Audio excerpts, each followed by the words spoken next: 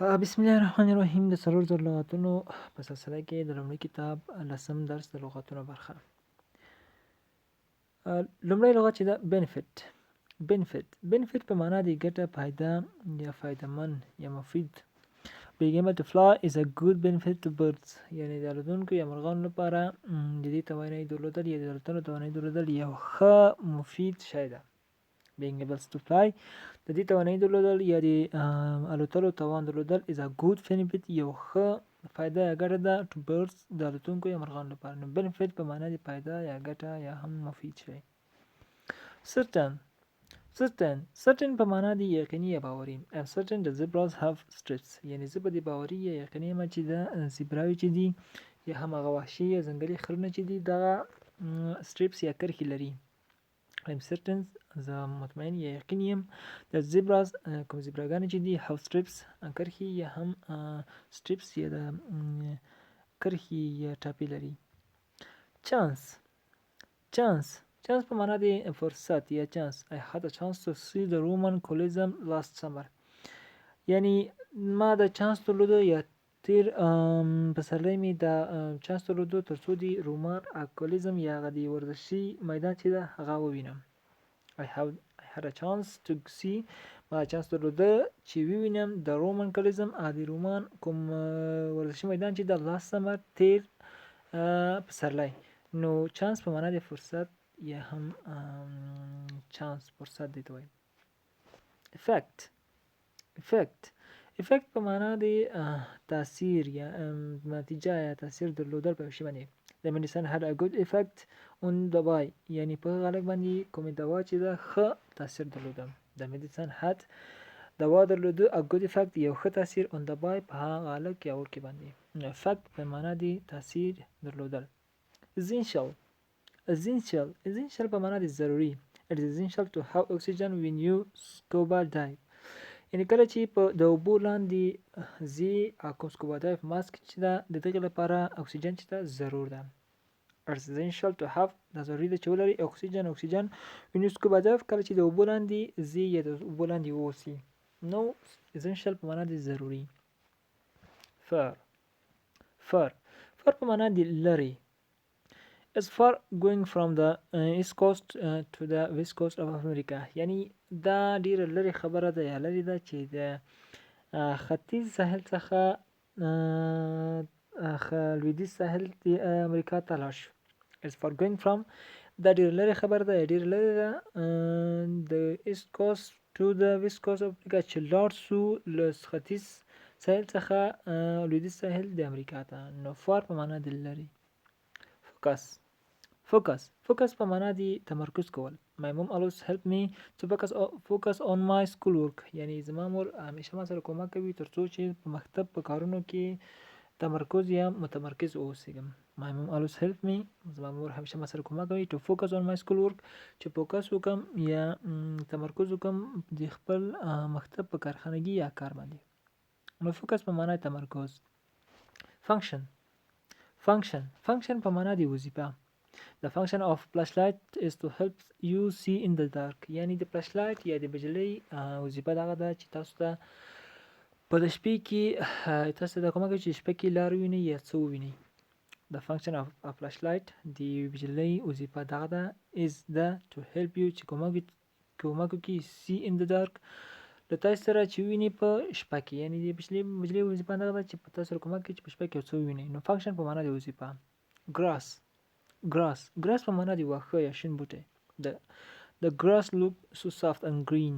هغه grass یا چمن چې دا ډیر صاف او شین ښکاریږي. The grass looked چمن ښکاریږي so soft نرم یا صاف and green او شین. نو grass په معنا د چمن یا شین بوټی.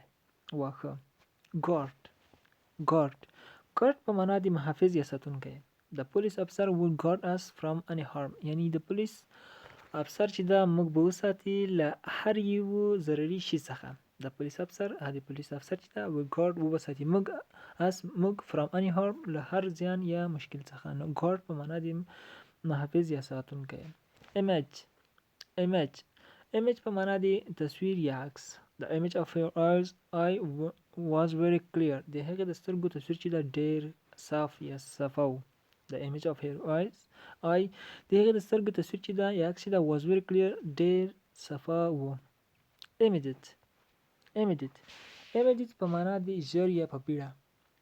an immediate response come from the pizza place یعنی د پیزا له پلیس یا د پیزا له کوم دکان یا شاپ څخه چې ده یو ناڅاپي یا په بیړه سره جواب راغی. an immediate response یو ناڅاپي response come from راغی له د پیزا پلاس د پیزا له ځای یا دکان یا پخولو ځای څخه. نو immediate په معنا د بیړه یا ژر.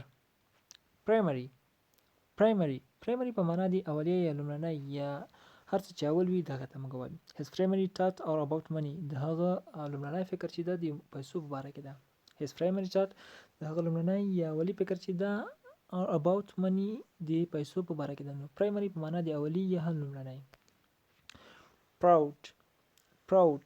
proud په معنا د افتخار کول. she is proud of the picture she drew of her house یعنی هغې د کوم کور چې کوم تصویر رسم کړی ده په هغې باندې افتخار کوي یا د افتخار ترلاسه کړی. she is proud of هغه افتخار کوي د picture she drew په عکس باندې چې دی رسم کړی ده of her house د خپل کور. نو proud په معنا د افتخار یا فخر کول. remain په معنا د پاتې کېدل. my sister had to remain home since she was sick کله نه چې زما خور مریضه ده هغه باید چې په کور کې پاتې شي. my sister had to remain زما خور باید چې پاتې شي home کور کې since she was sick له څو وخت چې هغه مریضه ده. نو remain په معنا د پاتې کېدل. rest په معنا د آرام کول یا هم ویده کېدل یا هم دمه کول. I rest on the couch after work یعنی وروسته له کار څخه په کوچ کې ما دمه یا هم آرام وکړم. I rested ما آرام وکړ on the couch په کوچ باندې after work وروسته له کار څخه. نو rest په معنا د آرام کول یا دمه کول. separate په معنا د جدا بیل جلا کول بیلتون. New York and Los Angeles are in two separate parts of America. نیویارک او لس انجلس چې دي په جداګانه یا جلا برخو د امریکا کې دي یا د امریکا په جلا برخو کې دي. نیویارک او لس انجلس are in the two separate parts of America په دوه مختلفو یا جلا ځایونو یا برخو د امریکا کې. نو separate په معنا د بیل یا جدا. site په معنا د ځای یا محل موقعیت. we found the perfect site for our picnic یعنی موږ د خپل پکنیک میلې ته وایستانو میلې لپاره یو ډیر ښایسته ځای پیدا کړ. we found موږ پیدا کړ the perfect site یو ښایسته ځای for our picnic زموږ د میلې لپاره. نو site په معنا د ځای محل موقعیت. tail په معنا د لکۍ د دوستانو. our dog wags its tail when it's happy کله چې زموږ سپی خوشحاله وي خپل لکۍ ښوروي. wags په معنا د ښورول دوستانو. our dog wags زموږ سپی ښوروي its tail خپل لکۍ when it's happy کله چې هغه خوشحاله وي. نو tail په معنا د لکۍ. trouble په مشکل مواجه کېدل یا مشکلات یا هم زحمت. I have trouble working with my boss زه له خپل رئیس سره په مشکله کار کوم یا په کار کې سره مشکل یم. I have trouble زه مشکلات لرم working with my boss له خپل رئیس سره چې کار کوم یا په کار کې خپل رئیس سره مشکل لرم. نو trouble په معنا د مشکل. زانو دا و د لسم برخه د لغاتونو برخه د داستان برخه ته هم حاضرېږو. د پیلن لپاره ښه وخت. د خدای په امان.